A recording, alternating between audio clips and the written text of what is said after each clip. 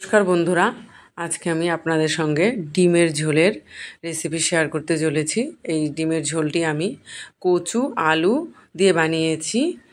আর এই রান্নাটি খেতেও অপূর্ব লাগে, আর খুব বেশি মশলা ইউজ করিনি এবং সময়ও খুব কম লাগে। তো দেখুন আমি কিভাবে রান্নাটি করছি। প্রথমে আমি আলু কচু প্রেসারে সিটি দিয়ে নিয়েছি আর ডিম সেদ্ধ করে নিয়েছি। আর এদিকে মশলার মধ্যে 3-4টা রসুনের কোয়া আদার সাথে বেটে নিয়েছি, পেঁয়াজ বাটা একটা বড় সাইজের পেঁয়াজ, আর শুকনো লঙ্কা বাটা, জিরে গুঁড়ো, ধনে গুঁড়ো, আর ডিম যেহেতু আমি 3টে ইউজ করেছি, আর এখানে অমলেট করে আর 2টো ডিম নিয়েছি, আর খোসা ছাড়িয়ে নিয়েছি আলু আর কচুর। কড়াই বসিয়ে কড়াই গরম হলে কড়াইয়ে দিয়ে দিলাম তেল। কড়াইয়ে তেল গরম হলে আমি এখন ডিমগুলি ভেজে নেব। ডিমগুলি এরকম একটু ফুটো করে দিচ্ছি। আর ডিমগুলিকে আমি খুব একবারে লাল টকটকে করে ভাজবো না, বেশি ভাজলে ডিমের উপরে চামড়াটা শক্ত হয়ে যায়। ডিম ভাজা হয়ে গেছে, নামিয়ে নিয়েছি। ওই তেলেই ফোড়নে দিয়ে দিলাম তেজপাতা, শুকনো লঙ্কা আর গোটা জিরে দিয়ে এখন আলু আর কচুটা দিয়ে দিলাম, দিয়ে একটু ভাজবো। আর এখন এই যে মশলাগুলি দিয়ে দিব, মশলাগুলি দিয়ে দিলাম, দিয়ে মশলাগুলিকে একটু মিশিয়ে নেব। যাদের সুগার আছে, আলু খান না, তারা এইভাবে ডিমের ঝোল কচু দিয়ে করে খেয়ে দেখতে পারেন, ভালো লাগে খেতে। এখন একটু জল দিয়ে এর মধ্যে পরিমাণ মতো লবণ আর হলুদ দিয়ে দিলাম।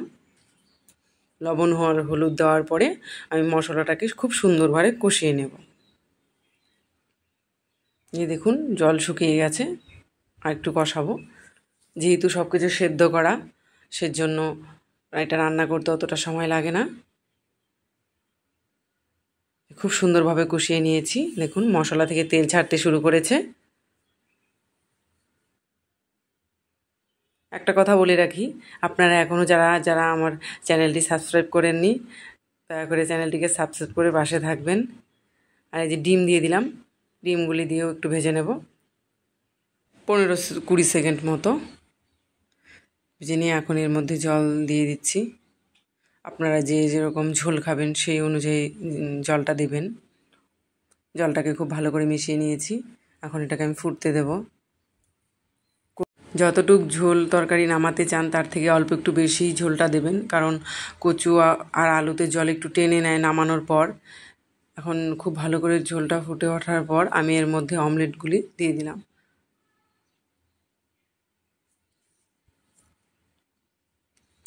অমলেট দিয়ে আর একটু ফুটিয়ে নিয়েছি। এখন এর মধ্যে গরম মশলা অ্যাড করলাম। গরম মশলাটাকে ভালো করে ঝোলের সাথে মিশিয়ে নিলেই তৈরি হয়ে গেল ডিমের ঝোল। আলু দিয়ে আর কচু দিয়ে ডিমের ঝোল। আপনারা এভাবে করে খেয়ে দেখবেন, আশা করছি খুবই ভালো লাগবে। আর আমার ভিডিওটা ভালো লাগলে লাইক কমেন্ট শেয়ার করবেন এবং চ্যানেলটিকে সাবস্ক্রাইব করে আমার পাশে থাকবেন। অনেক অনেক ধন্যবাদ।